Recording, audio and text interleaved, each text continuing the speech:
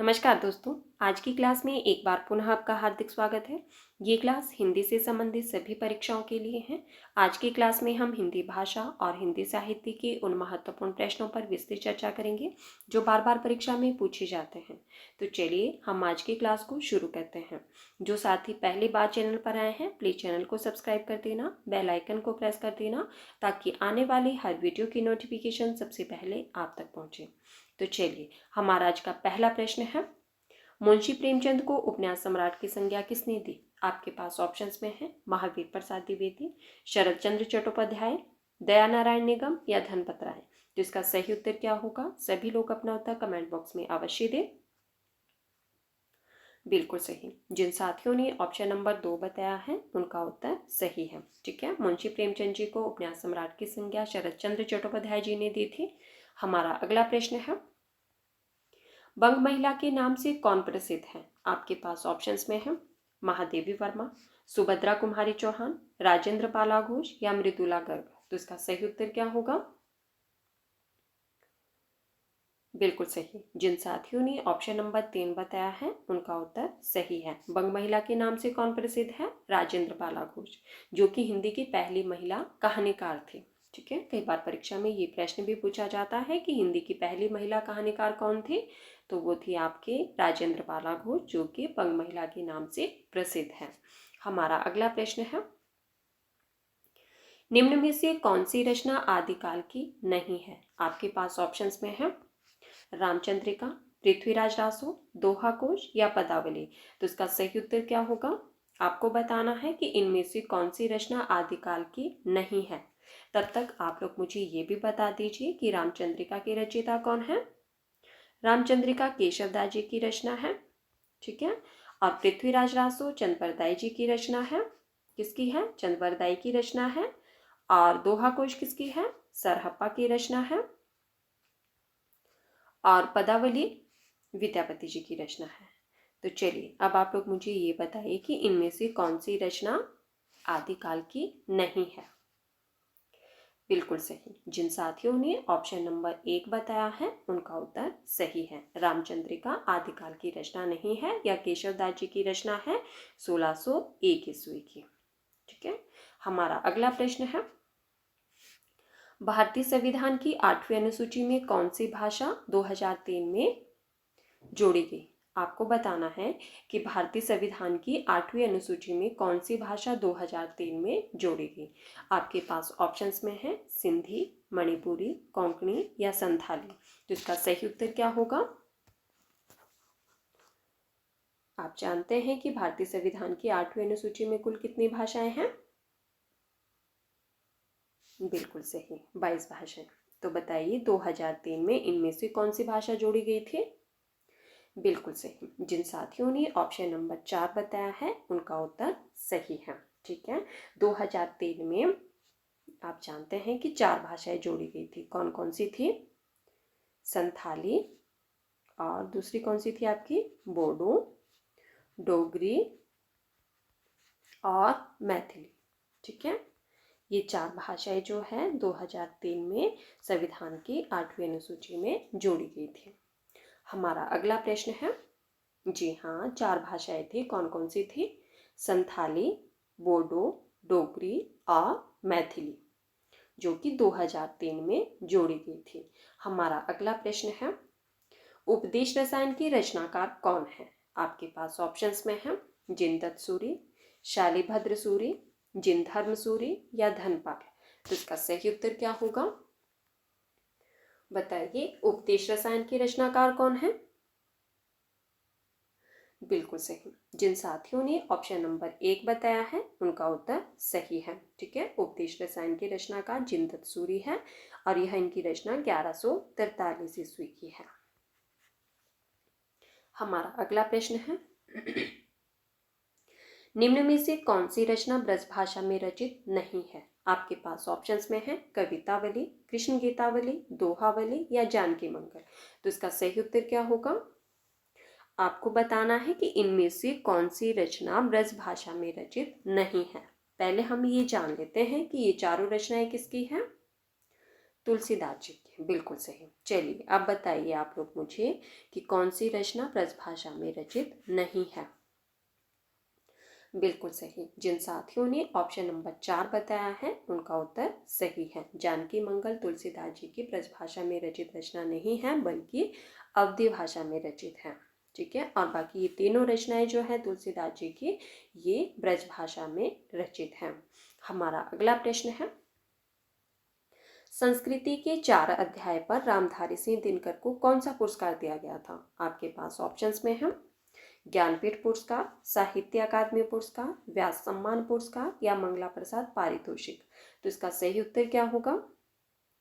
संस्कृति के 4 अध्याय जो कि रामधारी सिंह दिनकर जी की रचना है, आपको बताना है कि इस रचना पर इन्हें कौन सा पुरस्कार दिया गया था और कब दिया गया था, ये भी बताना है साथ में आपको।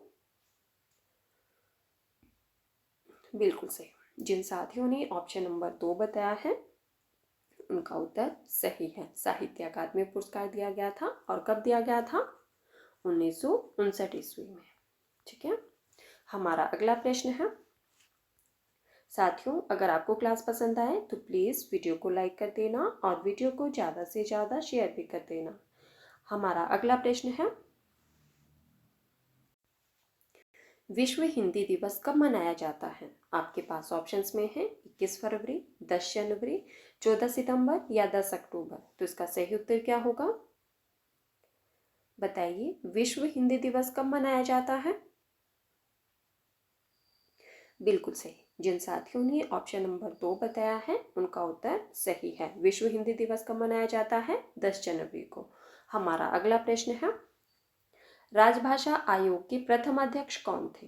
आपके पास ऑप्शंस में है बालकृष्ण गोखले, बाल गंगाधर खेर, गोपाल कृष्ण रानाडे या बाल गंगाधर तिलक। तो इसका सही उत्तर क्या होगा, बताइए। राजभाषा आयोग के प्रथम अध्यक्ष कौन थे।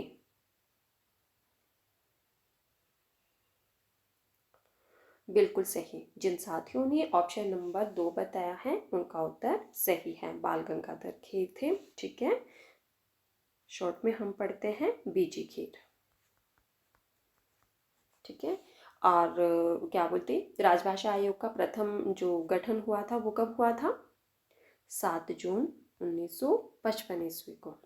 ठीक है, और इसके प्रथम जो अध्यक्ष रहे हैं वो रहे हैं आपके बाल गंगाधर खेर।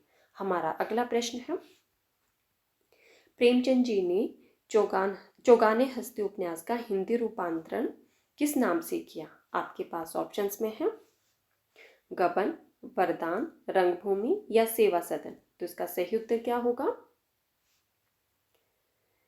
चौगाने हस्ती जो कि प्रेमचंद जी का ही उपन्यास है, आपको बताना है कि इन्होंने हिंदी रूपांतरण किस नाम से किया। बिल्कुल सही। जिन साथियों ने ऑप्शन नंबर 3 बताया है उनका उत्तर सही है। ठीक है, मुंशी प्रेमचंद जी ने चौगाने हस्ती उपन्यास का हिंदी रूपांतरण रंगभूमि नाम से किया है। अब हम बात करते हैं कि जो गबन इनका उपन्यास है इसका रचना काल क्या माना जाता है। तो गबन इनका 1931 ईस्वी का उपन्यास है। ठीक है, वरदान इनका 1921 ईस्वी का उपन्यास है, रंगभूमि इनका 1925 ईस्वी का उपन्यास है और सेवा सदन इनका 1918 का है। ठीक है, और चौगाने हस्ती का हिंदी रूपांतरण इन्होंने रंगभूमि नाम से किया है। हमारा अगला प्रश्न है, डोगरी भाषा किस राज्य में बोली जाती है। आपके पास ऑप्शंस में है ओडिशा, जम्मू कश्मीर, असम या बिहार। तो इसका सही उत्तर क्या होगा, आपको बताना है कि डोगरी भाषा किस राज्य में बोली जाती है। बिल्कुल सही। जिन साथियों ने ऑप्शन नंबर 2 बताया है उनका उत्तर सही है, डोगरी भाषा जम्मू कश्मीर राज्य में बोली जाती है। हमारा अगला प्रश्न है, इश्कनामा के रचनाकार हैं। आपके पास ऑप्शंस में है घनानंद, आलम, बोधा या सेनापति। तो इसका सही उत्तर क्या होगा, बताइए। इश्कनामा के रचनाकार कौन है। बिल्कुल सही। जिन साथियों ने ऑप्शन नंबर 3 बताया है उनका उत्तर सही है, इश्कनामा बोधा की रचना है। और घनानंद की रचना कौन सी है, इश्कलता। ठीक है, ये दोनों रचनाएं बार बार परीक्षा में पूछी जाती है, आपने ध्यान रखना है, कंफ्यूज नहीं होना है इसमें। इश्कलता घनानंद की रचना है और इश्कनामा बोधा की रचना है। हमारा अगला प्रश्न है, अपभ्रंश में कुल कितने स्वर हैं? आपके पास ऑप्शंस में है 8, 9, 10 या 11। तो इसका सही उत्तर क्या होगा? बताइए, अपभ्रंश में कुल कितने स्वर हैं? बिल्कुल सही। जिन साथियों ने ऑप्शन नंबर 1 बताया है उनका उत्तर सही है, और जिन्होंने 3 बताया है उनका उत्तर गलत है। ठीक है, अपभ्रंश में कुल कितने स्वर हैं? 8 स्वर हैं। कौन कौन से हैं? अ, आ, ई, ई। ठीक है, 4 हो गए आपके। और फिर है आपके पास उ, ए और ओ। 8 स्वर हैं। ठीक है, आज का प्रश्न है आप लोगों के लिए कि हिंदी में कुल कितने स्वर हैं? ठीक है, क्या प्रश्न है आप लोगों के लिए कि हिंदी में कुल कितने स्वर हैं? प्लीज सभी लोग अपना उत्तर कमेंट बॉक्स में अवश्य देना। हमारा अगला प्रश्न है, निम्नलिखित में से चतुर्सेन शास्त्री का निबंध है। आपको बताना है कि इनमें से चतुर्सेन शास्त्री जी का निबंध कौन सा है। आपके पास ऑप्शंस में है जीप पर सवार इलियां, अंतस्थल, अंगद का पांव या लज्जा और गलानी। तो इसका सही उत्तर क्या होगा? बताइए, चतुर्सेन शास्त्री जी का निबंध कौन सा है? बिल्कुल सही। जिन साथियों ने ऑप्शन नंबर 2 बताया है उनका उत्तर सही है, अंतस्थल चतुर्सेन शास्त्री जी का निबंध है। अब हम बात करते हैं कि जीप पर सवार इलियां, इसकी रचनाकार कौन है? बताइए, जीप पर सवार इलियां किसकी रचना है? बिल्कुल सही, शरद जोशी की। ठीक है, किसकी है ये? शरद जोशी जी की रचना है। और अंगद का पांव, ये बार बार परीक्षा में पूछा जाता है। बताइए, अंगद का पांव के रचयिता कौन है? बिल्कुल सही, श्रीलाल शुक्ल। ठीक है, इसकी रचना है ये श्रीलाल शुक्ल जी की रचना है, और ये रचना बार बार परीक्षा में पूछी जाती है। और लज्जा और गलानी, रामचंद्र शुक्ल। बिल्कुल सही। ठीक है, लज्जा और गलानी की रचयिता कौन है? रामचंद्र शुक्ल जी हैं। रिपीट कर देती हूँ मैं, जीप पर सवार इलिया शरद जोशी जी की रचना है, अंतस्थल चतुर्सेन शास्त्री जी की रचना है, अंगद का पांव श्रीलाल शुक्ल जी की रचना है, और लज्जा और गलानी रामचंद्र शुक्ल जी की रचना है।